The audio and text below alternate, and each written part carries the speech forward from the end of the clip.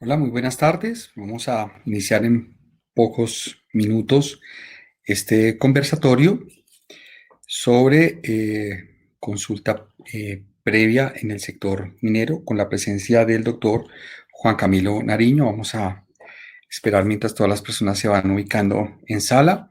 Ustedes ya pueden ingresar. Tenemos la posibilidad de intervenir en chat y en la medida en que vayamos progresando en nuestro webinar, tendrán ustedes también la posibilidad de preguntar y de participar en este evento. ¿Vale? Entonces ya en este momento somos 37 personas en sala y pues vamos a esperar que progresivamente las personas se vayan ingresando. 45 en este momento ya.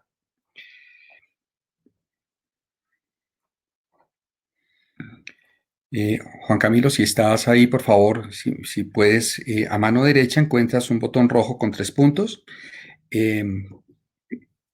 Pedir la posibilidad de hablar para poderte dar los permisos y poder compartir pantalla.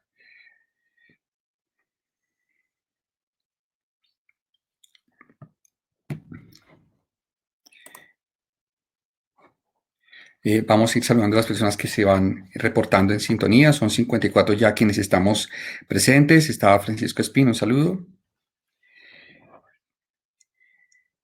Si nos pueden compartir de qué ciudad del país se están conectando, también para mandarles un saludo desde acá.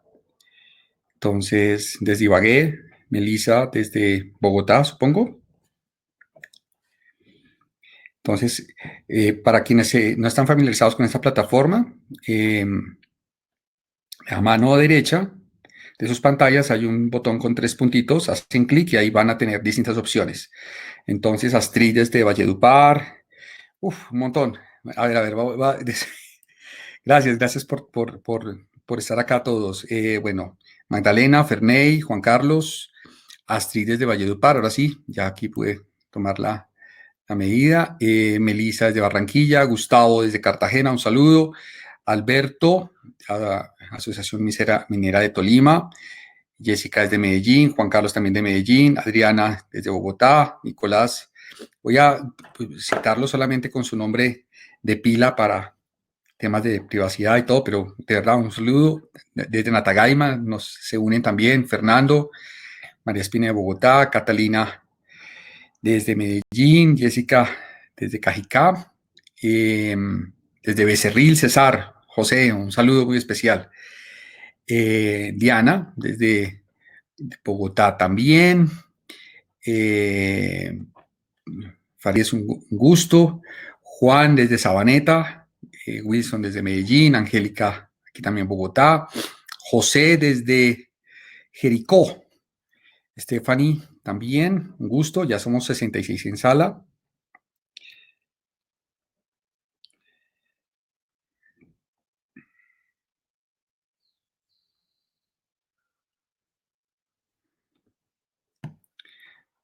Desde Ibagué, Simón, Remy desde Miami, un gusto.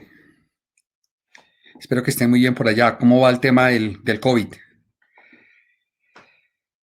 Acá ya va viendo cómo va la cosa, ¿no? Sandra desde Ibagué, Aranza desde, Bogotá,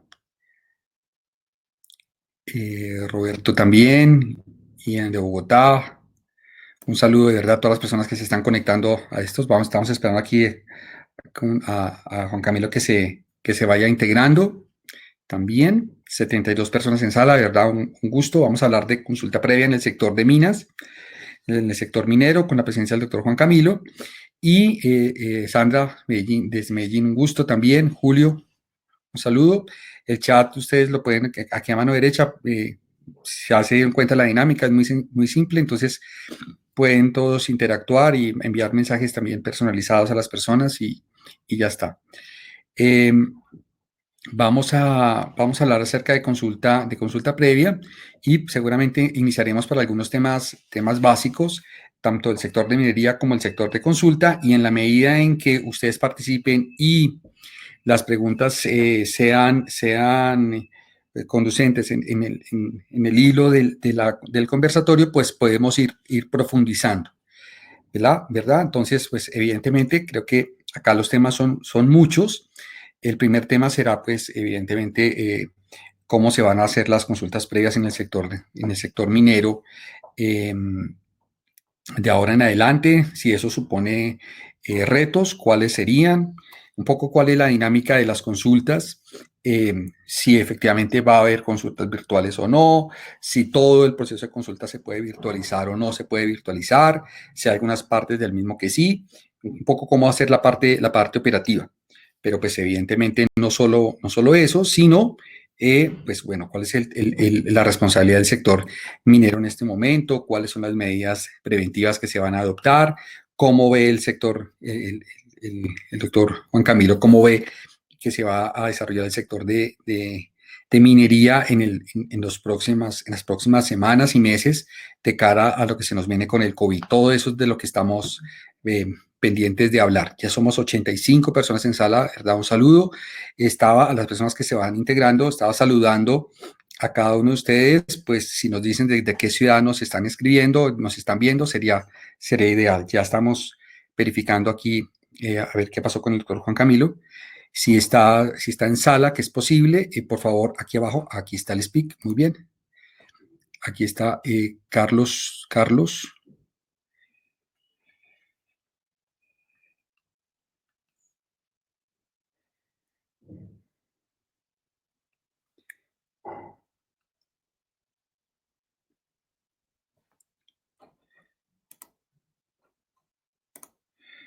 Muy bien, desde La Guajira, Marcela, también un gusto.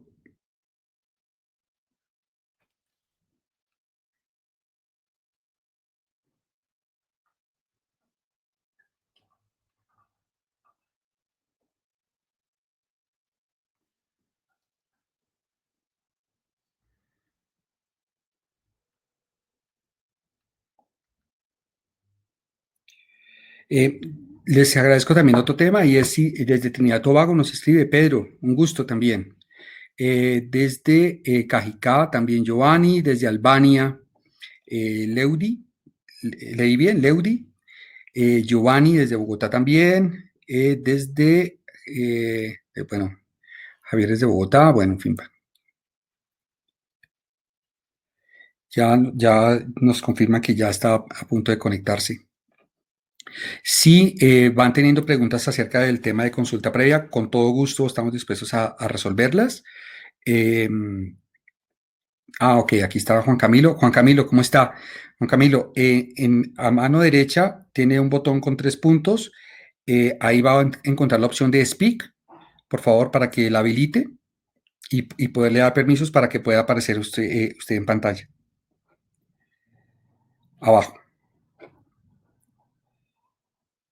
Bien, mientras se termina de conectar, les quiero comentar que eh, Geocontexto, que es la firma que represento, va a hacer un curso de consulta previa y va a ser un curso de 5 sesiones en donde vamos a tocar distintos puntos de la consulta previa. La idea es que sea un curso supremamente práctico. Vamos a hablar desde lo jurídico, pero también vamos a hablar desde lo técnico y desde el terreno. Es un curso pues, que no se requiere formación jurídica, no se requiere ser abogado o geólogo o nada, es un curso abierto para todas las personas que quieran participar.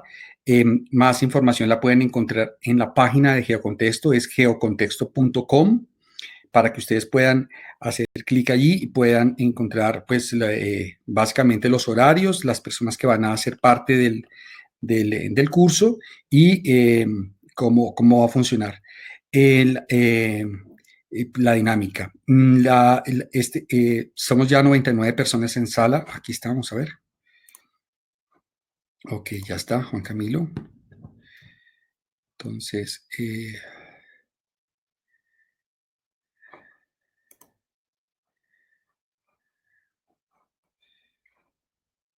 bueno, ya está. Ahora aquí el problema es el mío que no lo puedo habilitar. Vamos, 101 personas en sala.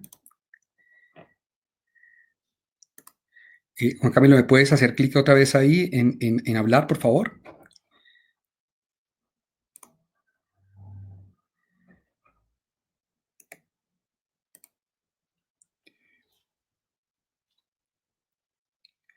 Giovanni desde Cajicá también nos habla. Margarita, la página de Geocontexto no funciona. Déjame mirar geocontexto.com.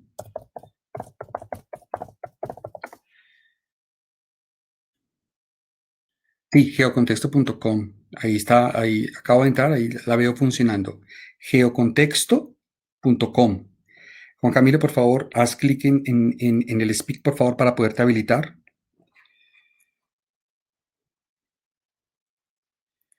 ¿Desde dónde más nos están escribiendo? Bueno, ya saludamos. Bueno, mientras tanto, entonces vamos a contar los módulos que vamos a dictar en el curso. Eh, el primero va a ser análisis y fundamento constitucional y legal del derecho a la consulta previa, con énfasis en la jurisprudencia constitucional y pues legislación nacional e internacional. Algunos casos de Corte Interamericana también trataremos allí. El segundo, pues quiénes son los titulares del derecho a la consulta previa, el rol de los interlocutores, de las comunidades, empresas y las buenas prácticas. Ahí hablaremos sobre el tema de los asesores. El tercer módulo, pues el manejo de la jurisprudencia y la identificación de las reglas jurisprudenciales de la Corte Constitucional. Lo que hemos visto es que en muchas ocasiones se tergiversa en las negociaciones lo que dice la Corte Constitucional y se utilizan, se descontextualizan eh, los pronunciamientos de la Corte y pues se generan a veces consecuencias indeseadas en la negociación y hace que no se favorezcan digamos, que no haya una negociación fluida en los procesos de consulta previa por una mala comprensión de la jurisprudencia, que puede estar a favor o en contra, no importa, digamos, tener las reglas claras para todos es una base esencial de la consulta. El cuarto módulo, todos los temas de debida diligencia y gestión social en el territorio. Ese es un tema práctico de cómo hay que llegar efectivamente a las empresas, a los territorios, qué es lo que hay que hacer, las caracterizaciones que debe adelantar para que las consultas previas efectivamente puedan fluir y para que la Autoridad Nacional de Consulta Previa, al momento de analizar las solicitudes, pueda tramitarlas de una forma más rápida y más adecuada. Y justamente el último tema, el quinto módulo, tiene que ver con la determinación de la procedencia de la consulta previa y la carga de la prueba. No sé si ustedes saben, pero el año pasado se expidió un nuevo decreto que transformó la Dirección de Consulta Previa en Autoridad Dirección Nacional de Consulta Previa y básicamente la creación de la Autoridad de Consulta Previa. Dentro de las normas que la regulan, uno de los temas fue eliminar la certificación de presencia de comunidades étnicas como un requisito que se había instalado en el imaginario y pues estaba en la directiva y la transformó en básicamente una labor de la dirección para determinar si la consulta previa procedía o no. Efectivamente, hay que hacer unos estudios en terreno, hay que hacer unas caracterizaciones, en algunos casos habrá que hacer visita o no, pero pues ya digamos que el énfasis del procedimiento ha cambiado. Entonces, aquí está Juan Camilo. A ver si te puedo habilitar para que puedas intervenir. Les ruego, por favor, 30 segundos de paciencia mientras ya nos conectamos.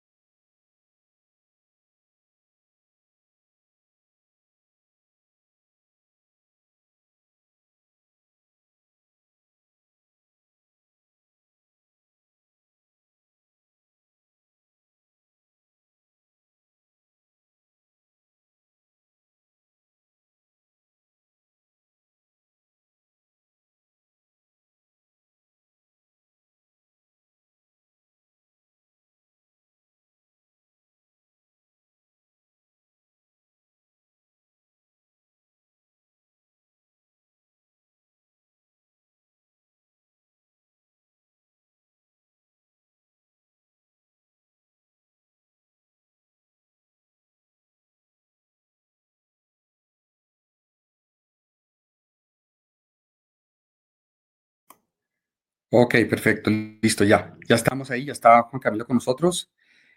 Eh, la camarita arriba también, al lado del micrófono. ¿Ya está? Ya. Ya te puedo oír. Casi que no lo logramos, pero ya, ya, finalmente. Finalmente lo logramos. ¿Cómo está, Juan Hombre, Carlos? ¿Qué Juan, hubo? te cuento, tenemos 118 personas en este momento que están ansiosas de escucharlo a usted y de conversar sobre esos temas de consulta previa y minería. Entonces, un saludo a todos ustedes. Los dejo aquí en presencia de Juan Camilo. Si puedes encender la cámara, ya está habilitado tu espacio para que puedas participar. Ahí Perfecto. está. Ahí estás, ya, ya. Ya estamos Oiga, Juan conectados. Carlos, pues me alegra mucho verlo después de tanto tiempo. ¿Cómo está? Pues con unos kilos más. Qué bueno, me alegra mucho. Y un saludo también para todos. Creo que esas 117 personas hacen alarde de su capacidad de convocatoria y tal vez que al que quieren oír más que a mí es a usted. Eh, Siempre se ha caracterizado por ser un buen profesor. Entonces creo que eso es un producto de eso, no de la invitación que amablemente me hizo. Bueno, Juan, nada, muchísimas gracias. Bueno, yo creo que arranquemos por el principio y de pronto por una de las cosas más chéveres que ha pasado en estos últimos días, que tiene que ver con una intervención que hiciste la semana pasada con la lupa. ¿Qué nos comentas acerca de eso? ¿Cómo funciona el sector minero hoy en relación con las comunidades? ¿Cuál fue la percepción que ustedes tuvieron? ¿Qué encontraste ahí? Gracias, Juan Carlos. Si quieren, déjenme, yo les hago, antes de responder esa pregunta, que es fundamental un poco para abordar los temas que vamos a abordar, déjenme, yo les hago un contexto de lo que significa este año para la industria minera colombiana y el año siguiente, como para ponerlos en un contexto de la importancia de estos 2 años y pues por supuesto también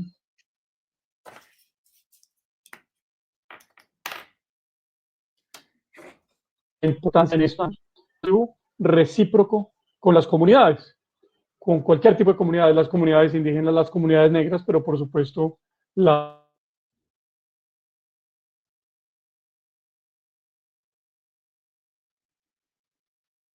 que están en los territorios. Entonces, en el 2020, previo, por supuesto, al coronavirus, a la pandemia y al confinamiento y a los kilos de más que eso nos...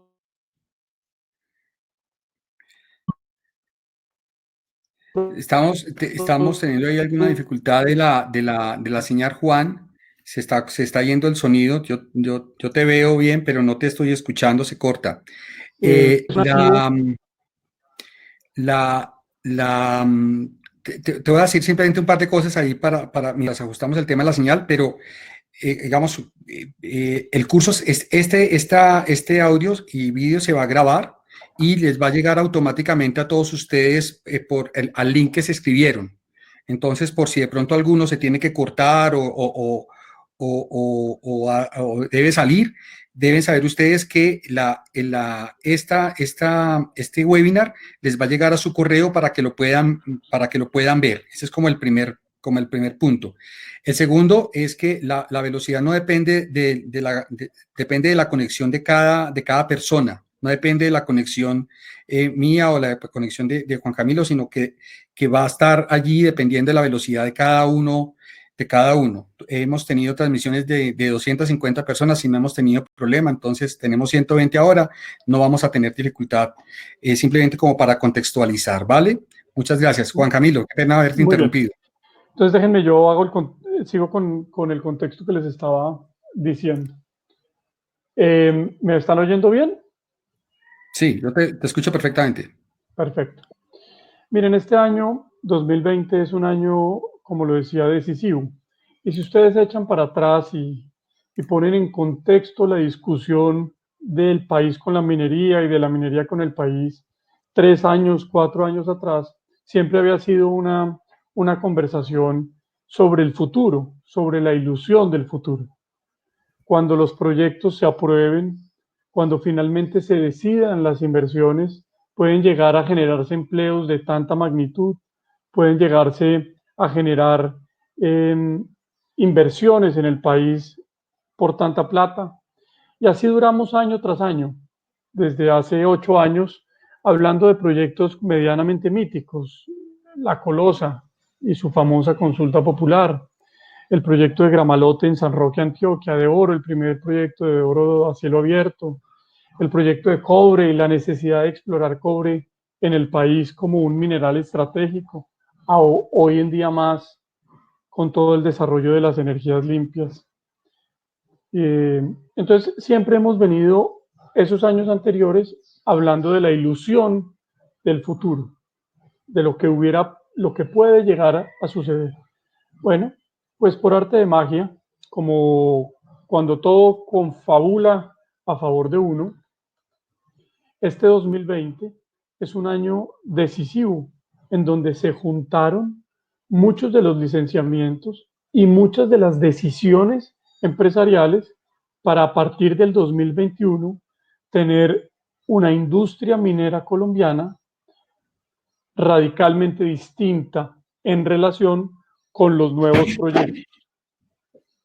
proyectos de minería. Si ustedes lo revisan en la historia, en los periódicos y demás, hace mucho tiempo no hay, o hace mucho tiempo, hace 2 años atrás, no había proyectos nuevos en minería, proyectos nuevos donde uno pudiera decir, wow, realmente ya el sector se impulsó. Entonces están los proyectos de carbón en el norte del país, todos hemos crecido con ellos, proyectos a los cuales les debemos una gratitud muy grande como colombianos no expresada, no correspondida.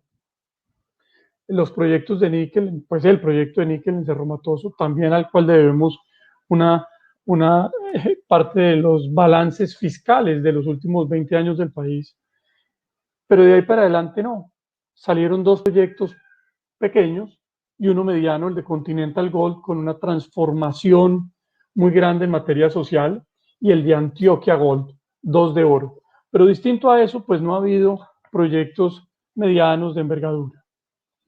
Siempre habíamos vivido de la ilusión. Bueno, pues este año es un año radical para esa minería del futuro, ese salto del sector hacia la atracción de inversión, la llegada de capitales muy importantes y para que la rueda empiece a girar de manera más rápida. Y déjenme les doy los 3 factores que considero importantes para después pasar como a los retos que creo son también importantes, en donde está incluido lo de la consulta previa para que entremos en materia. El primero de ellos, que considero que es un año de decisiones, es que por primera vez en mucho tiempo, muchos años, la institucionalidad, la autoridad ambiental, en este caso la ANLA, tiene en sus manos no un proyecto en licenciamiento, sino 2 proyectos en licenciamientos de la mayor importancia, de la mayor envergadura. Uno de esos en oro y otro de cobre. Un proyecto de cobre que no es gigantesco, pero que por lo menos metería en la discusión del cobre a Colombia, en la discusión del cobre de América Latina. Hay cobre en el norte de Argentina, hay cobre en Chile, hay cobre en Perú, hay cobre en Ecuador, y como por arte de magia en el mapa geológico se desaparece en Colombia y vuelve a aparecer en Panamá, donde el año pasado construyeron una mina de cobre muy grande, relativamente grande, en la cual se invirtieron 6 billones de dólares. Colombia tiene un potencial geológico en cobre enorme. Tenemos que buscarlo, facilitar su exploración, su licenciamiento y, pues, por supuesto, su construcción. Bueno, pues uno de esos proyectos es un proyecto de cobre. Por primera vez tenemos una pequeña mina que produce 10 millones de toneladas entre los límites de Antioquia y Chocó, pero no tenemos más cobre. Listo, y Juan eso Carlos, es, perdona, te interrumpo en eso como para dar contexto de ese proyecto del que estás hablando.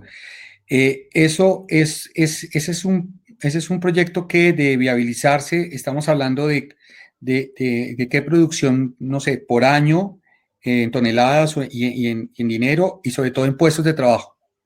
perfecto. Entonces, miren, que allá voy a esa parte. Esos dos licenciamientos, el de oro y el de cobre, generarían la decisión de licenciamientos que ya están en curso y que deben decidirse de aquí a diciembre, ojalá antes. Lo que harían es que esas dos compañías invertirían en el país en construcción durante los próximos 4 años, algo cercano a los 2.2 billones de pesos y generarían unos empleos directos en fase de construcción de unas 9.000 personas. Entonces aquí vienen dos, sobre eso primero vienen dos temas a resaltar, dos temas que merecen toda nuestra atención y todo nuestro cuidado. Y es que cuando uno aborda esto, en particular en estas crisis económicas derivadas, pues por supuesto de la situación que estamos sucediendo o de las discusiones sociales y de la necesidad de recursos que el país tenía antes de la pandemia con esas demandas sociales expresadas en las calles, pues uno corre el riesgo de aparecer oportunista. Entonces aquí uno nunca tiene las de ganar. Yo tal vez nunca quiero ganar en estas discusiones, pero siempre tampoco pues salir al debe como sucede en esta discusión pública de la minería. Entonces tiene el riesgo de parecer oportunista, de decir yo puedo solucionar esto, cosa que no es así. La minería puede contribuir en algo, sobre todo en la situación actual, en la reactivación económica, en que pueda llegar recursos al país frescos, muy importantes, en sumas muy importantes, y que esos recursos puedan generar encadenamientos productivos en regiones apartadas, que es donde por lo general se hace la minería. Y por supuesto, que se generen empleos. ¿Listo? Y eso estamos hablando de unas magnitudes importantes. Entonces, parqueen esas dos cosas. Y también corre el riesgo de aparecer oportunista con algo que es de la mayor sensibilidad. Y que es de la mayor sensibilidad, Juan Carlos, y todos, para nosotros en el sector minero y sobre todo para mí en lo particular. Y es que uno quiera que se flexibilicen los procesos de licenciamiento ambiental. En este caso no hay consultas previas y hay comunidades, o que quiera que se flexibilicen los mecanismos de consulta previa. Y eso está Ujú. muy alejado de la realidad. Lo que uno necesita precisamente en minería para poder impulsar estos proyectos es que exista la mayor capacidad técnica para evaluar ambientalmente esos proyectos y otorgarles o no la licencia ambiental. Lo segundo que necesita es celeridad, certeza. Y cuando uno pide celeridad, pide certeza, certidumbre de los procesos. Muchos salen a decir que es que lo que uno quiere es entregar la institucionalidad ambiental a la industria minera y quiere pues que se pase por la faja muchas de las cosas y no es así, pero sí celeridad. Yo creo que los estudios ambientales pueden ser rigurosos y pueden ser rigurosos también en tiempos más acotados. Hoy siento que la ANLA ha cambiado muchísimo, muchísimo. Hoy ANLA, bajo el director actual, ha venido fortaleciendo su capacidad técnica, contratando las personas adecuadas para hacer licenciamientos ambientales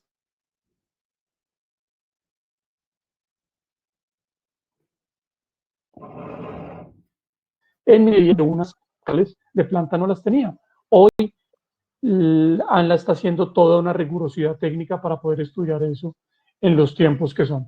Entonces creo que en materia de la ANLA pues hay una tranquilidad hoy mayor, mucho más grande y hay una confianza técnica institucional hacia ello, hacia ellos, cosa que todos debemos rodear. Sí, entiendo. Juan, una pregunta. De ver la capacidad técnica ambiental, sobre todo este año y el siguiente, años de licenciamiento. Una pregunta. Para efectos de quienes no están familiarizados con estos temas, un proceso de licenciamiento, ¿cuánto puede demorar? Digamos, en Playa Baja y Playa Alta, ¿cuánto puede demorar un proceso rápido y un proceso lento? ¿De cuánto tiempo estamos hablando para dimensionar? Pues mire, aquí hay varios permisos ambientales que uno tiene que pedir. Y permisos ambientales ante distintas instituciones. Pero entonces déjenme las divido en dos. Las instituciones del orden nacional, la ANLA, y el Ministerio de Ambiente, que es otro tinglado distinto, y las corporaciones autónomas. Empiezo por ANLA, un proceso de licenciamiento con sus audiencias públicas puede estar demorándose entre 9 y 10 meses, pueden ser 8 meses, que eso está bien, digamos, es un proceso normal, son procesos complejos, pero pues lo que uno buscaría que hoy está sucediendo en la ANLA de hoy no sucedía en la ANLA de antes, certeza en tiempos, certeza en procedimientos, certeza en términos de referencia. Póngale que eso ya está, hombre, avanzando muy bien. ¿Qué falta? Las corporaciones autónomas y el Ministerio de Ambiente. En particular el Ministerio de Ambiente en un proceso de un permiso que en la mayoría del país hay que solicitar, que se llama el permiso de sustracción de áreas de reserva forestal. Yo le podría decir que si ante esta cámara, ante este computador, usted pone a todos los que en los últimos 2 años han solicitado permisos de sustracción y les pregunta, señor, ¿cuánto se demoró su proceso? Usted no va a tener ninguna respuesta medianamente cercana una con otra. No existe certeza de cuánto se demora un proceso de sustracción en el ministerio. Entonces, lo que he venido yo insistiendo públicamente también con los funcionarios públicos es que si existen trámites del Estado con la población, esos trámites del Estado con la población deben ser transparentes, claros y con certidumbre, no de obtenerlo, con certidumbre de qué se necesita, quién lo evalúa y cuánto toma. Dígame sí o dígame no, pero no pueden durar 3 años como existen procesos de sustracción en donde todavía no han dicho si sí o si no. Eso no puede ser. Y si nosotros queremos avanzar en los proyectos mineros en este año crítico, decisivo para las inversiones, y ahora le sumo, decisivo para la reactivación económica del país en esta pandemia, pues tenemos que tener toda la fortaleza técnica e institucional, pero certeza y celeridad. Sobre todo certeza de qué se pide, cuándo se pide y cómo se evalúa. ¿Listo? Entonces, lo primero que digo, ¿por qué este año es un año crítico? Primero, por esos dos proyectos. Segundo, porque por primera vez este año también entra en producción el proyecto de Continental Gold, un proyecto moderno de minería subterránea que tiene un mensaje atrás, la verdad, casi inspirador para todos los que hemos estado en esta industria desde hace mucho tiempo. Y es que si ustedes se fijan en la prensa, el proyecto de Buriticá hace año y medio era un proyecto fracasado. Era un proyecto hace 2 años capturado por la completa ilegalidad. Y es un proyecto que al verlo hoy construido en su etapa final, demuestra que cuando existe un trabajo decidido del sector privado, de una empresa, de las autoridades, pero también de las comunidades de trabajo conjunto, pues se pueden lograr cosas maravillosas. Ese proyecto va a entrar a producir, finalizando este año, 250.000 onzas. Pongo eso en contexto. Hoy Colombia produce entre las dos compañías más grandes de oro se le suman unas onzas adicionales, produce algo cercano a las 350.000 onzas anuales de oro. Este proyecto solamente, finalizando el año, va a empezar a producir y en el 2021 va a producir, va a sumarle a Colombia esas 250.000 onzas. Quiere decir que en el 2021, Dios quiera, vamos a no producir 350.000, algo más onzas, un poco más. Estoy hablando de esas de las compañías pues, significativas y grandes para no enredarnos en cifras. Va a generar, va a pasar a producir 600.000 onzas de oro. ¿Listo? Y eso ya tiene una dinámica minera distinta. Entonces déjenme, yo hago un paréntesis ahí. ¿Por qué digo que es decisivo estas dos cosas y ahora le sumo una tercera? Perdón, se la voy a sumar de una vez. Hágale a ver. Y lo tercero que digo es que es decisivo, Juan Carlos y todos, porque este año también otro proyecto ya licenciado, que es el proyecto de Gramalote, el primer proyecto de cielo abierto de oro de esa magnitud en el país, debe decidir si invierte en su construcción o no a partir del año 2021. Es un proyecto que le significa al país $1 billón en inversión, otros 4.000 empleos en su fase de construcción y que va a producir 450.000 onzas de oro anuales adicionales. Eso quiere decir que si al proyecto de Continental le sumamos los proyectos que ya están y le sumamos el proyecto de Gramalote, que empezaría su fase de construcción durante 3 años, del 2021 para adelante, estaríamos hablando que Colombia estaría ya en su línea de tiempo 1.000.000. produciendo casi 1.000.000 de onzas de oro, más la decisión del proyecto de cobre. Aquí no he puesto los proyectos en licenciamiento. ¿Listo? Que a ese 1.000.000 de onzas se le sumaría el proyecto que está en licenciamiento de oro en Santander y pues serían otros 1.450.000, 1.500.000 onzas anuales también para esa época, más lo de cobre. Solamente en inversión, si sumaras, ¿eso cuánto está dando? 2.200.000, 2.2 billones con uno de los proyectos. Y esos otros dos, estamos hablando casi de que... A ver, yo hago las cuentas a mano alzada. Es fácil hacerlas, pero cuando uno pone esos números en un papel y le pone los ceros, en dólares ya es complicado, pero si lo pasa a pesos, pues ahí se vuelve un lío aún mayor. Eso serían, Juan Carlos, esos 4 proyectos, esos 3 proyectos, algo cercano a los 3.2 billones de dólares. Y eso generarían algo, pueden ser 16.000 empleos directos en su fase de construcción e indirectos con unos encadenamientos productivos muy fuertes en esas regiones de pequeñas, medianas industrias. Pues, si quiere, multiplíquelo por 3. No lo sé, ahí en esto hay estudios que a uno pues... Sí, y uno lo puede multiplicar por 5 para ver el impacto que tiene en cada familia, ¿no? De cada una de las personas. Es la mayoría es trabajo, o sea, mano de obra de las personas que viven cerca a los proyectos.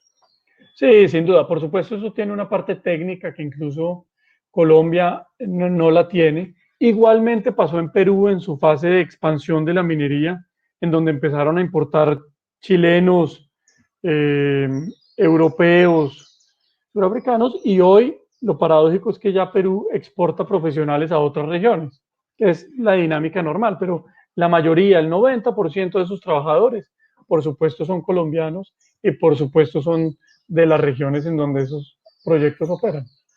Bien, y entonces estás hablando del tema solamente de los trámites ante las autoridades mineras, perdón, ambientales. Y entonces hablabas del ANLA, hablabas de los procesos ante el Ministerio de Ambiente de sustracción de permiso y te quedó faltando las corporaciones Bueno, para luego pasar a consulta previa. Y en las corporaciones, pues uno, la verdad, Juan Carlos, se somete, y esto lo he hablado con ellos, uno se somete a un criterio distinto para el mismo permiso en cada corporación. Es decir, no hay criterios ambientales para solicitar permisos unificados, claros, en tiempos específicos en cada una de las corporaciones. Por supuesto, hay sensibilidades ambientales distintas en las regiones y esas sensibilidades ambientales deben entenderse, pero eso es la corporación, para eso es local o es regional. Pero pues usted va a una corporación en el Tolima que es completamente distinta a una corporación en Santander y va completamente distinta a una corporación en Antioquia. Entonces debemos buscar, pues por supuesto, a que no solamente la minería, todo el sector privado, en su relación con las corporaciones autónomas en materia de permisos, pues tengan unos lineamientos generales estrictos dictados por quién, supongo yo por el ministerio o supongo yo por el sistema nacional ambiental, que se ha tratado de reformar, pasar esas propuestas al Congreso muchísimas veces y nunca, pues por supuesto, ha avanzado desafortunadamente. Es decir, en últimas, Juan Carlos, lo que yo considero es que el ambiente debe tener más tecnicismo, debe ser cada vez más pulcro, con mejores profesionales detrás, pero sobre todo más independiente de el sector privado, pero sobre todo más independiente, sobre todo cuando me refiero a las corporaciones, de los sectores políticos locales. Esas son Sí, instituciones técnicas. sí, total. Total, Juan, ahí hay una posibilidad y te la planteo para ir, digamos, también combinando descripción de problemas con soluciones. Y es que en desarrollo de las facultades extraordinarias que el presidente tiene ahorita, el presidente no solamente tiene que atender, no solamente tiene la posibilidad de adoptar las medidas para mitigar la crisis actual, sino también para, ojo, impedir la extensión de los efectos. Entonces, cuando uno habla de impedir la extensión de los efectos, uno lo que observa en el panorama, yo creo que ustedes lo han hablado en los distintos escenarios en los que estás, Consejo Gremial y más, pues que se nos viene una ola de desempleo muy compleja y pues evidentemente una desfinanciación del Estado grandísima. La propuesta que yo te estoy haciendo, te la pongo no te digo que sobre el tapete, sino sobre la web, es que evidentemente estas propuestas que estás planteando se podrían adoptar por vía de decretos extraordinarios del presidente de la República con facultades de estado de excepción, en este caso de estado de emergencia, para que efectivamente se flexibilice y se mejore toda esta cantidad de procedimientos que a veces son tan farragosos, esos criterios, todas esas cosas. No es una forma de eludir el debate parlamentario, sino una manera de atenuar los efectos de la crisis. Con lo cual ahí hay una oportunidad que en este momento se presenta. Es muy posible que, pues evidentemente tú sabes que el gobierno está haciendo uso paulatino de los estados de emergencia. Este estado de emergencia se acabará y dentro de un mes o mes y medio volverá a expedir otro, pues porque básicamente la circunstancia lo va a exigir, porque pues estamos en medio de un tsunami y creo que la ola todavía no ha pegado lo que tiene que pegar, ¿vale? Entonces, ahí hay una real posibilidad, Juan, de hacer unos ajustes normativos que permitan que los efectos del COVID no sean tan perjudiciales y que pues es que estamos hablando de 15,000 personas, trabajando y de todo lo que eso supone de inversiones adicionales, de todo lo que eso va a dinamizar una economía que pues evidentemente va a quedar muy, muy golpeada. Te dejo eso ahí sobre la web, a ver qué piensas. No, sin duda. Éramos en un proceder de una democracia en estas circunstancias, pues uno debería, sin sacrificar lo técnico, sin sacrificar las consultas a las comunidades inclusivas, amplias, suficientes, pues debería premiar, hombre, ¿cómo hacemos esto rápido ahora? creo que eso implica una disposición del gobierno que sin duda en mi relación con el gobierno, en mis conversaciones con el gobierno la tiene, sino que también implica una unidad de criterio político en torno a que eso se debe hacer, es lo necesario hacer para salir mejor de esta crisis. Y cuando me refiero a unidad de criterio político, pues es que no se usen estas cosas de prioridad nacional, de supervivencia nacional en un futuro si se quiere, no la minería, todos los aportes del sector privado y demás, para usufructo político. Porque lo que termina sucediendo en la Total. discusión pública es que se terminan generando divisiones y esas divisiones terminan poniendo al país y a los dirigentes públicos en unas balanzas muy complicadas que finalmente pues no terminan generando las decisiones más afortunadas para todos y que en el largo plazo pues generan mejores beneficios para todos. Sí, total. Bueno, esto solamente en el campo ambiental. Ahora entremos en el tema de las consultas previas.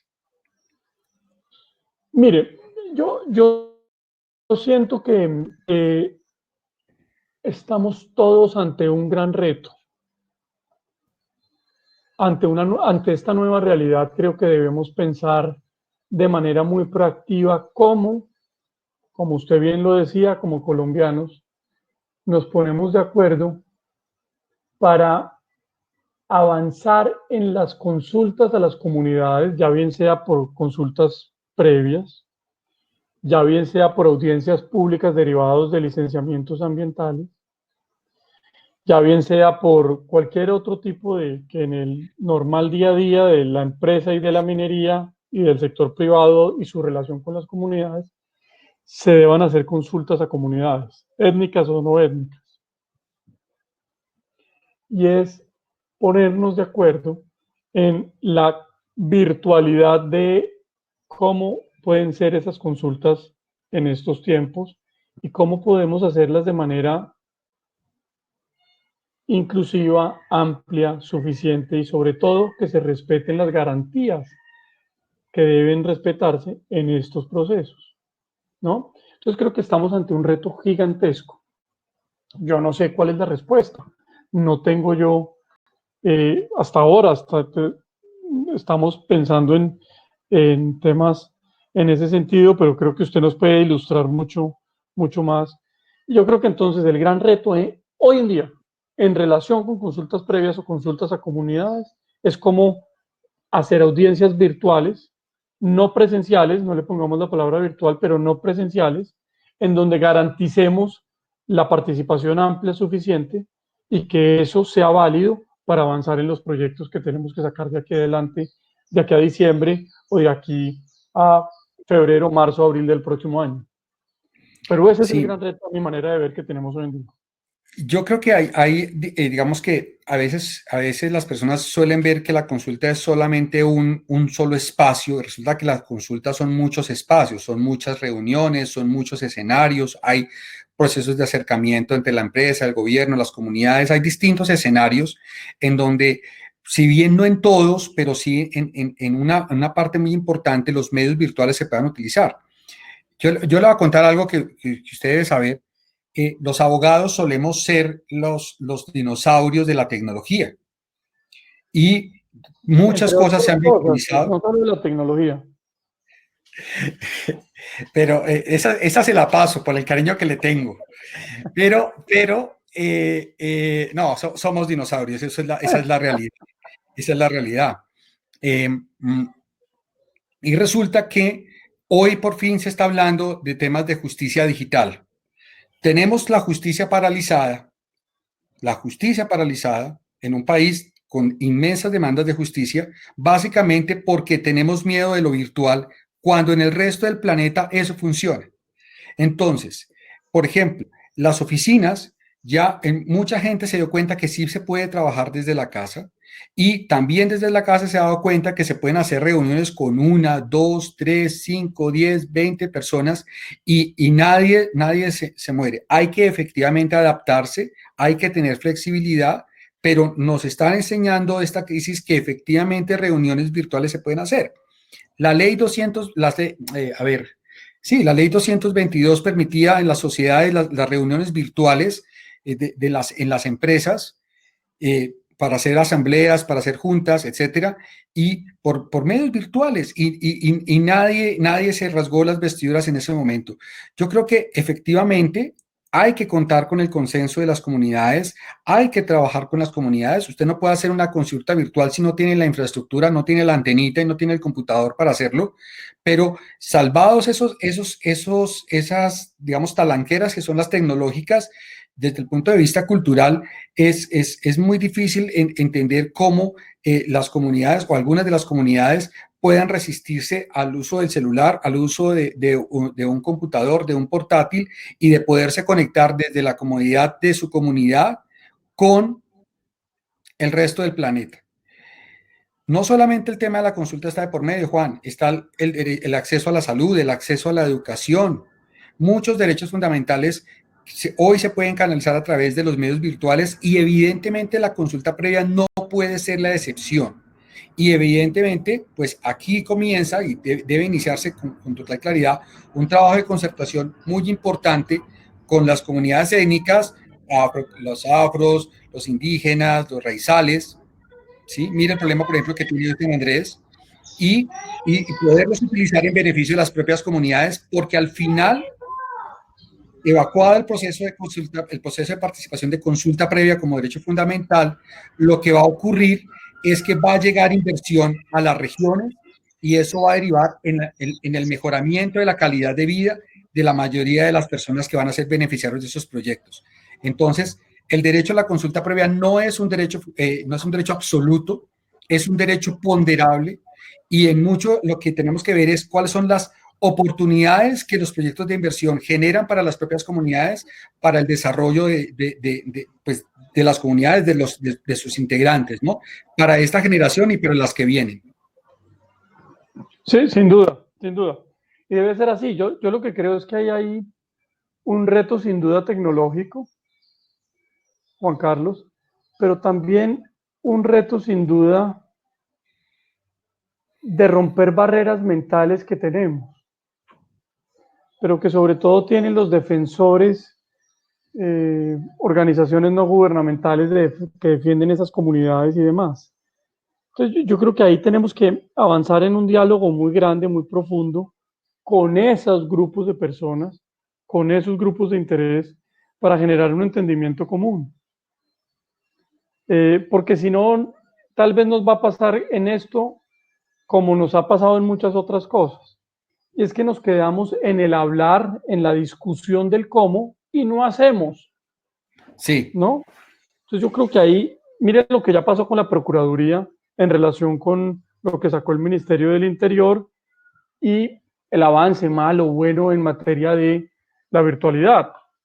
Es decir, una carta que a mi manera de ver es casi una amenaza y escrita de esa forma. Y entonces ese tipo de comunicaciones entre los órganos de control y los funcionarios públicos pues no genera un camino en el centro de entendimiento común de búsqueda de soluciones, sino finalmente lo que hace es apartar cada vez más las posiciones frente a eso. Yo no sé usted cómo vio esa carta de la Procuraduría. Sí, yo voy a poner en contexto para las personas que nos escuchan de qué fue lo que ocurrió. El Ministerio del Interior expidió una circular diciendo que en lo posible se podrían privilegiar los procedimientos de consulta previa de manera virtual. Primero, no fue una orden, ni fue una disposición de que ahora todo se va a hacer de manera virtual, sino de permitir en los procedimientos de consulta previa el uso de medios virtuales. Eso fue lo que ocurrió. La Procuraduría y en general algunas comunidades indígenas, algunos líderes de comunidades, que en estas cosas, digamos, las generalizaciones no son oportunas ni bien recibidas, dijeron que no, que esto había sido una decisión del Ministerio del Interior y que había sido una decisión unilateral, que además no se había consultado y que evidentemente se oponían. Y pues que la Procuraduría señaló que existe jurisprudencia de la Corte que dice que esto no se puede hacer de esa manera. Yo le puedo decir una cosa, Juan. Yo creo que Geocontexto tiene en este momento la base de datos de consulta previa más completa del país. Y yo no tengo una sola sentencia en donde la Corte prohíba de manera expresa la realización de consultas virtuales. Entonces, ¿esto qué significa? Significa que los medios virtuales se pueden utilizar, claro, de manera autoritaria por parte del Estado, no, de manera concertada con las comunidades. ¿Para qué? Para que efectivamente favorecer los procesos de consulta previa en las instancias en donde los medios virtuales se puedan utilizar. Seguramente no en todos los escenarios o haciendo las adecuaciones del caso, pero pues efectivamente eh, yo creo que el uso de los medios virtuales es un uso, digamos, debería promoverse y obviamente acompañado de todo un proceso de la llegada de la tecnología a las comunidades y no solamente eso, sino de un proceso de adecuación, de generación de cultura para que las propias comunidades tengan acceso a esos medios. Eso es lo que yo creo. No me pareció muy afortunada la decisión de la Procuraduría, la verdad. Y yo creo que me pareció fue una lectura muy rápida de la circular del ministerio y yo creo que no se sentaron a mirar cuáles eran efectivamente las consecuencias de esa posición. Eso es lo que le puedo contar, Juan. Ok, sí, estoy de acuerdo.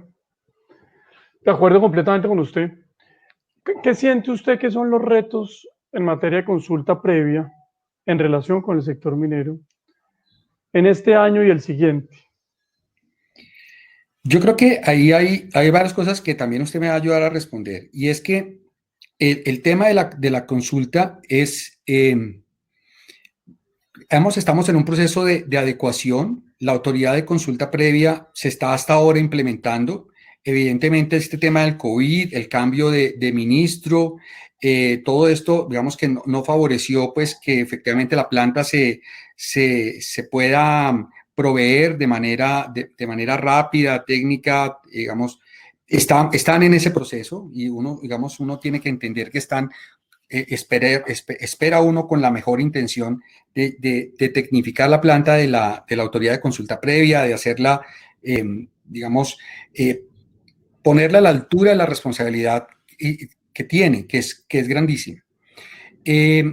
Ahí va a haber un tiempo de ajuste, yo creo que entre 3 y 6 meses, al menos, mientras llega el nuevo director, pues entiende de qué va esto, que no es tampoco tan sencillo, porque todos los elementos del derecho a la consulta previa son problemáticos, o sea, no son pacíficos y se van desarrollando. Ese es el primer tema. Entonces ahí hay como un espacio. Yo creo que el tema de la tasa que se había planteado como una alternativa para que esa tecnificación se siguiera dando, está un poco enredada. El gobierno finalmente no decidió sacar el decreto y sin ese decreto, pues los recursos para las nuevas consultas, recursos del gobierno de nuevas consultas, pues va a seguir siendo limitado, con lo cual también hay como un freno raro que yo la verdad no acabo de entender. Aparte de eso, ¿qué se nos viene? Se nos viene una directiva nueva, una directiva presidencial que va a hacer un ajuste de la directiva 10, básicamente por la existencia de una sentencia que es la 123, la sentencia de unificación de la Corte, que lo que va a llevar es a que efectivamente el proceso de verificación en terreno sobre las afectaciones se haga de una manera mucho más, digamos, dedicada, para utilizar una palabra que nos suena a todos. ¿Para qué? Para que cuando efectivamente la autoridad de consulta previa diga que procede la consulta previa, entonces el proyecto luego, o sea, después de que se adelante la consulta, no haya retrocesos y no sufra impases como acciones de tutela de comunidades que no fueron consultadas por distintas razones. Entonces, eso, digamos, de entrada es como el problema que no solamente es del sector minero, sino de todas las comunidades. Y el segundo es que efectivamente el tema es cómo se van a adelantar cuando hay lugar a ellas las visitas de verificación en campo por parte de la autoridad de consulta previa. ¿Por qué? Porque esas visitas de acuerdo con la sentencia, deben adelantarse de cómo, digamos, con la presencia de las comunidades, que son las que conocen su territorio y son las que en la práctica le van a decir a la dirección de consulta previa cuáles son las afectaciones que ellas pueden llegar a padecer. ¿Y por qué se lo estoy planteando de esta manera?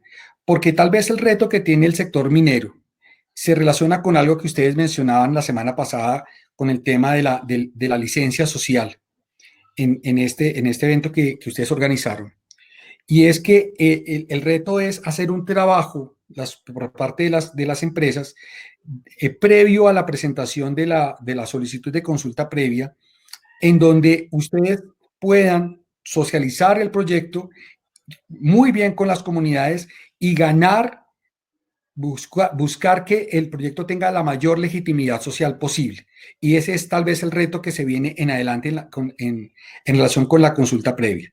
Y pues obviamente hacerlo en una época en donde el distanciamiento es no solamente deseable, sino que además resulta obligatorio para evitar que este bicho se siga expandiendo de la manera que lo está haciendo. Entonces, no la tienen sencilla. Me gustaría que pudieras comentar un poco sobre el tema del licenciamiento social que hablaste la semana pasada, Juan. Miren, cuando uno hace unos 3 años hablaba en minería del licenciamiento social, pues uno finalmente tenía una gran cantidad de subjetividades en eso. Entonces uno le decía, ¿usted tiene licencia social o no? Bueno, pues déjeme yo junto un elemento, junto otro, y sobre la unión de todos esos elementos yo deduzco de manera que sí lo tengo o no lo tengo, pero usted, Juan Carlos, pues uniendo esos mismos elementos puede también concluir, no, usted no lo tiene. Entonces la importancia de eso que hacemos con la brújula minera es que nos da elementos objetivos que nos aproximan a una discusión más equilibrada, más de números, con cifras, con metodologías detrás que nos permitan un poco tomar decisiones en relación con la minería y cómo la minería, su industria, sus empleados, sus compañías se están relacionando con el entorno. Y si ese entorno lo está percibiendo bien o mal. Las últimas cifras, y sobre todo en particular las de este año, son cifras que son muy alentadoras. Hoy en día, en municipios no mineros y municipios mineros, cuando uno le pregunta a la gente qué percepción tiene de la minería, si es positiva o negativa, en municipios eso está entre el 64% y el 57%. Ya quisiera ver yo cualquier político en la vida que tuviera un grado de aceptabilidad del 64%, ¿no? Entonces, creo que, y eso ha venido creciendo este año entre uno y otro, en municipios mineros y no mineros, creció creo que 8 puntos porcentuales y en otros 6, y eso año tras año ha venido mejorándose mucho. ¿A qué creo yo que eso, por qué creo yo que eso en los últimos años ha cambiado? Pues por supuesto por el presidente del gremio que hoy en día existe, pero Modestia aparte, modestia aparte. no, a ver, de manera objetiva, yo siento 3 cosas tal vez en eso. Lo primero, la manera como las compañías han interiorizado, la manera que cómo se deben comunicar con el entorno y qué deben comunicar. Segundo, las formas en su relacionamiento y las formas en su comunicación. Muy bien. Las empresas mineras no pueden seguir las empresas mineras de hace 7, 10 o 20 años llenas de arrogancia, llenas de camionetas negras que van por las veredas y que no saludan a nadie y no recogen a la abuelita, la ayudan a recargar su bulto de comida o del mercado y lo montan en su camioneta y siguen juntos hablando hacia el pueblo. Esa es la minería que todos hemos interiorizado debe existir. Y eso se ha visto reflejado en las actitudes de los empleados, en las actitudes de las compañías, y eso ha cambiado mucho. Y tercero, en también un relacionamiento distinto con la institucionalidad local y regional.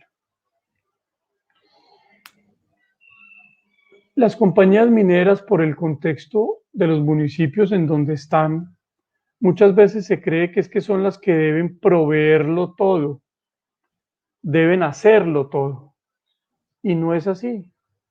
Y las compañías también se creyeron el cuento muchas veces, y no es así. Sí.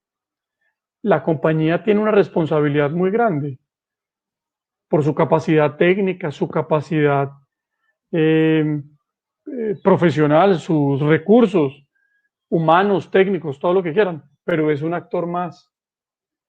La compañía no puede decidir por el futuro y el desarrollo futuro del Total, municipio.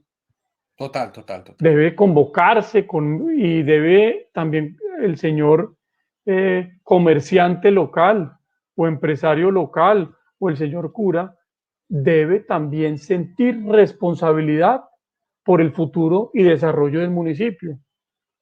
No es solamente que todo el mundo señala a la empresa minera, y eso depende también mucho de la manera como uno, compañía, empleados, se relacionan con el entorno y mandan mensajes al entorno. Y también creo entonces que ese relacionamiento se ha equilibrado más, se ha vuelto más de pares, más de, venga, esto es un problema de todos, ¿cómo lo solucionamos? Se están robando las regalías, venga a ver pues qué hacemos. Pero no es que se están robando las regalías y todo el pueblo señala al alcalde y señala a la compañía que es la que los paga, cuando la compañía no tiene nada que ver. ¿Sí me entiende? La actitud, la manera de proceder para salir de esta locura en la que nos encontramos en materia de corrupción y demás, es todos sentarnos juntos a decir, venga, ¿cómo salimos de este problema? Es que se nos están robando Procesos los de recursos a empoderamiento, todos. ¿Ah? total. Procesos de empoderamiento de las propias comunidades. Claro, claro. Y eso de empoderamientos que usted dice, mire, Juan Carlos, yo creo que uno de los retos grandes que tiene la industria hacia adelante es eso, es empoderar las comunidades locales para que hagan veeduría ambiental y veeduría social a los Ciudadanos. proyectos.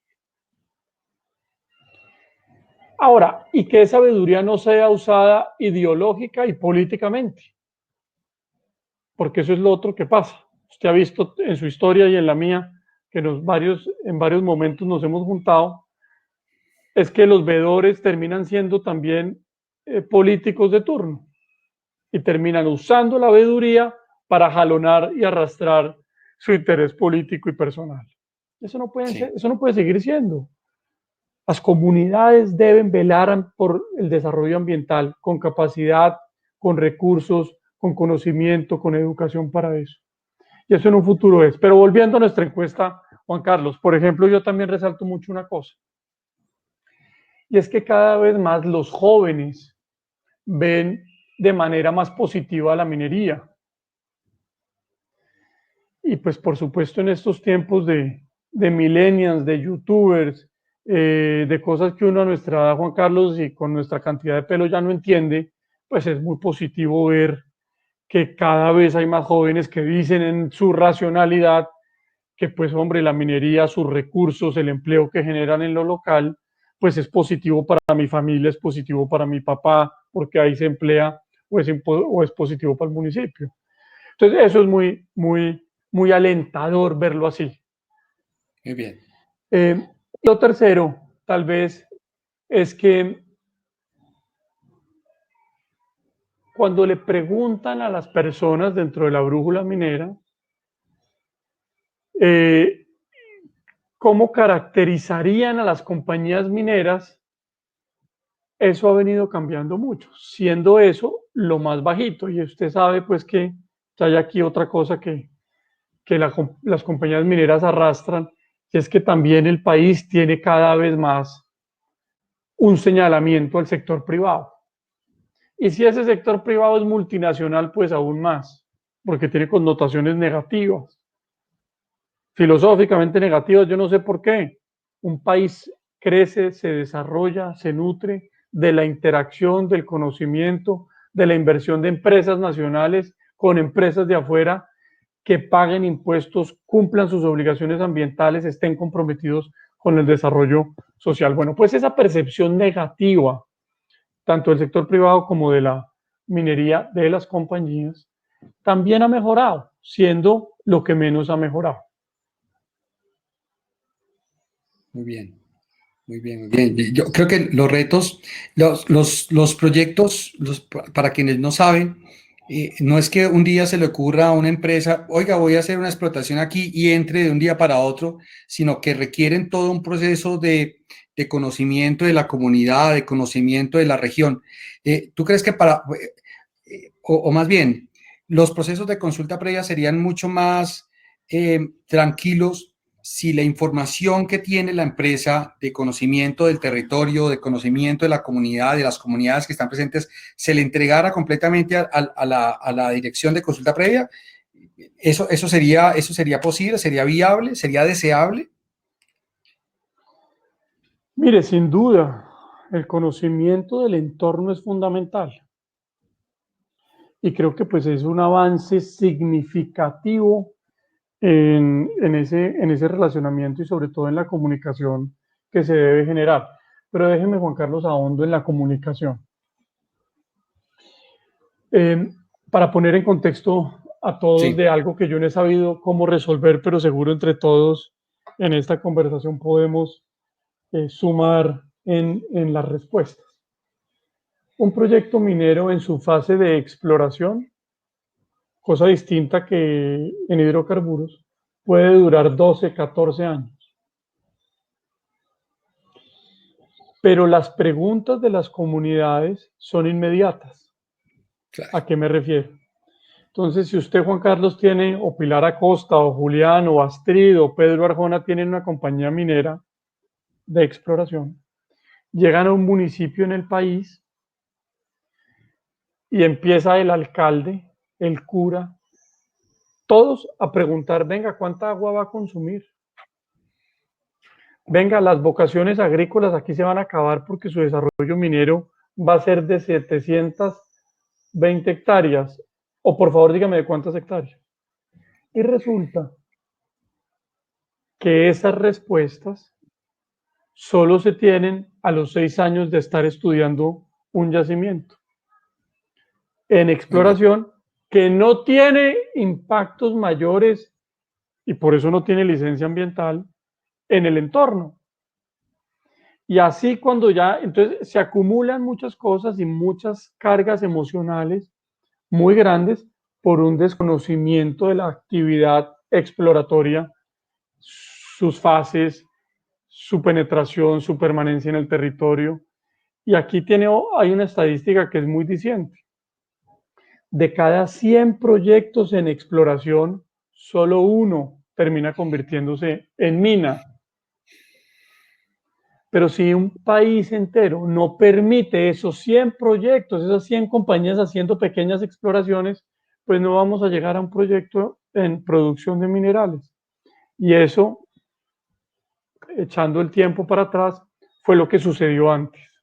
Si usted se fija las consultas previas, Sí. los acuerdos municipales de hace 3 años en contra de la minería y los proyectos mineros no fueron en municipios que tuvieran producción de minerales. Fueron en municipios que estaban en fases de exploración. Entonces hay unos tiempos distintos, unas velocidades distintas entre la necesidad de conocimiento, de preguntas, de incertidumbres y de miedos propios, naturales de las comunidades y la capacidad de respuesta de las compañías, porque no tienen la información. Y mientras uno pasa esa diferenciación en tiempos, carajo, salen consultas populares, salen alcaldes, sale Eso, toda una discusión que se vuelve un lío. o sea que yo creo que ahí lo que hay es una oportunidad, digamos, siendo proactivos por parte de los departamentos de comunicación y de relacionamiento de las empresas mineras para eh, tener una relación activa, fluida con la comunidad, para comenzar a mostrar experiencias en otras regiones o en otros proyectos, y también para mostrar victorias tempranas, porque yo creo que una empresa no va a poder desarrollar su proyecto de forma adecuada si no cuenta con el respaldo de la comunidad. Eso yo creo que ese ya es un hecho claro, y a mí algo que me quedó también claro de lo que ustedes mencionaron la semana pasada es justamente eso, o sea, que existe por parte de las comunidades beneficiarias de los proyectos mineros, pues realmente, digamos, la sensación de que esto es bueno para nosotros, eso es bueno para nuestras familias, es bueno para nuestro pueblo, bueno para los empleos, que midiendo los pros y los contras son muchos más los beneficios que los problemas que eventualmente puede llegar a generar, que no necesariamente son todo responsabilidad de la empresa, sino que también hay otras conjunciones, ¿no? O sea, responsabilidad de los gobiernos locales, Exacto. gente que migra de otras partes con otras costumbres y que llegan. Es decir, hay otras cosas que no dependen solamente de las empresas. Así es. Y una cosa importante, que en ese diálogo, en esas primeras fases de la exploración de una compañía cuando llega a un territorio, pues es muy importante la institucionalidad pública. Es muy importante el gobierno nacional y el Ministerio de Minas, es muy importante el Ministerio de Ambiente, es muy importante la autoridad, la corporación, para explicarle a las comunidades cuáles también son sus responsabilidades de revisión, de control a la actividad minera. Porque finalmente lo que termina sucediendo es que es la compañía la que le termina diciendo a todos y asumiendo la vocería de que no, espérenme un segundo, pero es que hay una legislación ambiental y a mí la corporación autónoma viene a revisarme. No se preocupe, pues es que entonces, ¿cómo hacemos si lo que hay es un temor muy grande de las comunidades? Y Sí, esos temores solamente se avanza en ellos, se avanza en su solución cuando hay distintos actores que asumen sus responsabilidades. Yo, total. señores ciudadanos del municipio tal, soy la autoridad ambiental y yo vigilo a estos berriondos para hacer esto. Y aquí estaré. ¿Sí me entienden? Porque ahí es donde, pues en una actividad que genera conflictividad, genera preguntas, pues es necesario tener claridades. Si no se nos vuelve, por supuesto, de manera obvia, un, un, un caldo de cultivo de sinsabores sociales muy grande. Total. Bueno, Juan Camilo, para ir cerrando ya, aunque no lo crea, llevamos una hora en Ah, en este webinar. ¿Cuáles son los retos que usted tiene como presidente del gremio en los próximos meses, en lo que resta del año, los inmediatos? ¿Y cómo primero los va a que, solucionar? primero que como colombianos logremos superar esta crisis y la logremos superar de la mejor manera.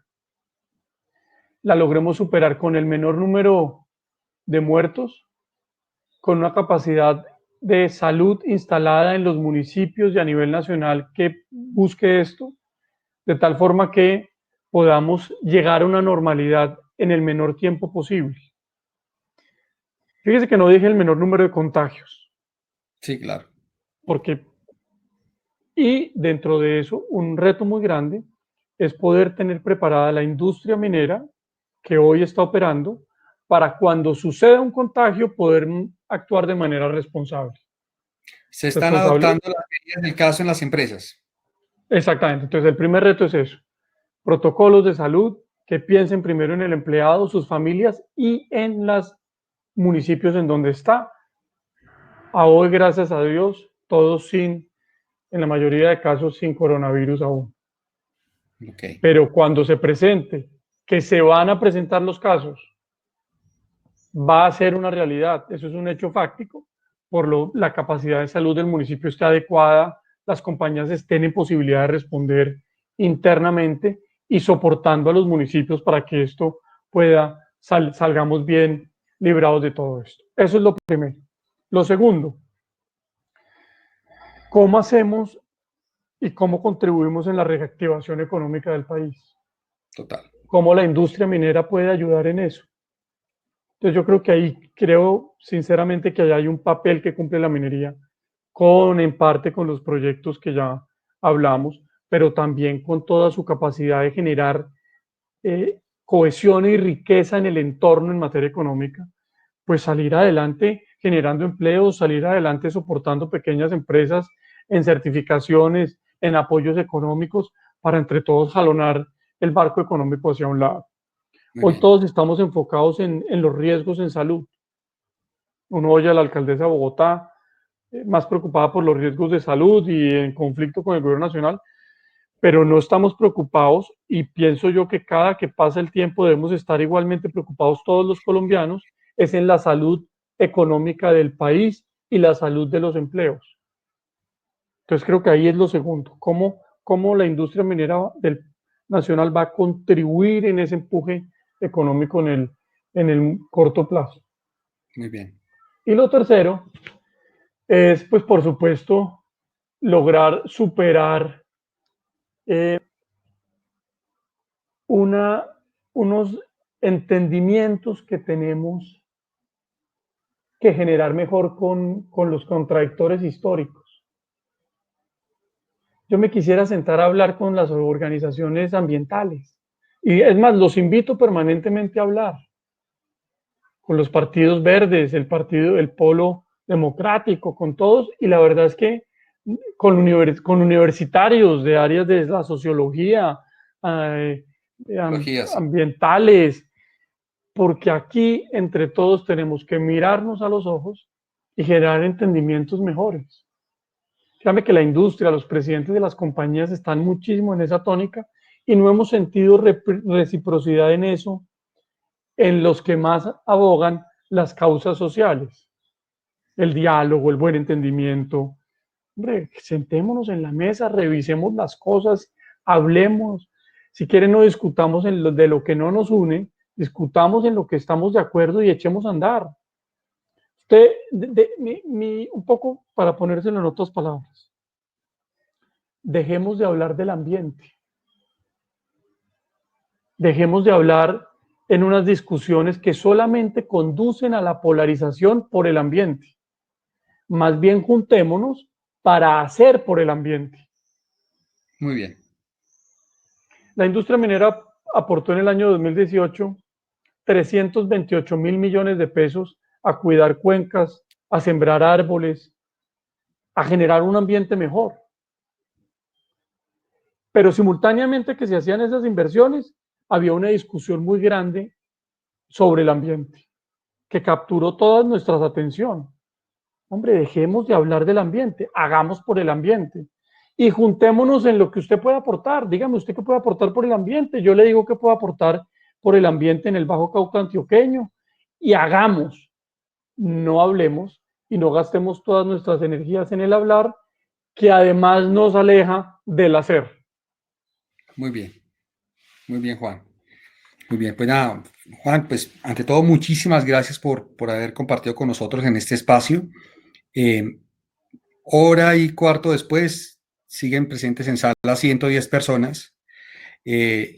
Yo le agradezco su generosidad, pero también creo que ha sido un diálogo bastante abierto y bastante instructivo. Hemos tocado distintos temas y hemos generado un contexto sobre el sector de la minería en Colombia. De verdad, muchísimas gracias. Creo que los retos están ahí y las oportunidades también para poder sacar adelante este sector que hoy es necesario para reactivar la economía, además a un buen ritmo y generar puestos de trabajo, generar bienestar para las familias. Entonces, Juan, muchísimas gracias. Muchas gracias, Juan Carlos, a usted. Conozco a Geocontexto, sé de la buena empresa que usted tiene y la verdad le deseo muchos éxitos a usted y le deseo muchos éxitos a la empresa porque ese tipo de empresas son las que nos ayudan a generar mejor entendimiento entre todos. Así que muchas gracias por la invitación, me complace mucho haberlo visto nuevamente y estar aquí con esas 110 personas, 130 personas. Bueno, estamos haciendo un curso de consulta previa que lo estamos publicitando a través de la página de Geocontexto, que es geocontexto.com, y en la página de Facebook para aquellas personas que estén interesadas, un curso práctico en nuestros temas de consulta previa. Adiós, me despido de todos, un saludo. Cuídense mucho, que esté muy bien. Entonces nos vemos pronto. Hasta la próxima.